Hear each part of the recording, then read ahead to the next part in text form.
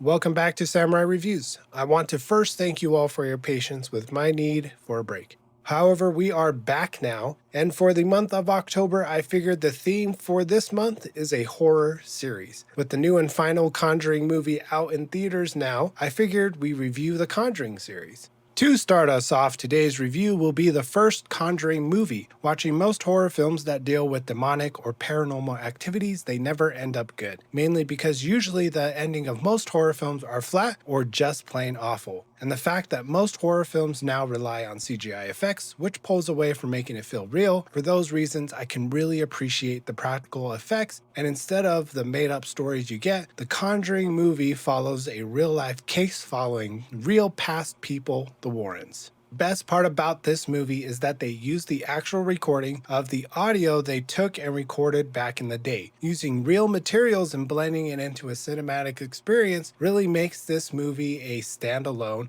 and something unique compared to most horror films. Probably why there's 4 total movies and a couple of spin-offs in the franchise. One of the best things about this movie is the camera work, lighting, and just the scene play of, are we going to see something? No? Okay. And then once the audience is relaxed, it hits. Or vice versa. I don't think I could have predicted a lot of what happened in the movie. I do think this is one of the better horror film stories, drawing from real experiences and history, obviously adapted for cinematic storytelling and cinematic elements. But that's what filmmaking is about. This movie balances on what makes this film entertaining and grounds you to make it feel real. And finally, I'm going to end with a review on acting. Outstanding performances to the whole cast. Patrick Wilson and Vera Farmiga did an excellent job of portraying the Warrens, and I love the family in the movie, all creating a believable experience. Finally, Samurai Reviews rates this movie a 7.5 out of 10. The better horror stories, because this is one of the only horror movies that has a payoff at the end of the film that connects with the setup of the movie at the beginning. It's a full circle horror film. That's what makes this movie stand out and successfully entertaining, where most horror films fails at. Takeaway is to make sure you have a story instead of an idea, or start at the end and then work your way back when writing horror film. Thanks for tuning in, and I'll see you on our next review video.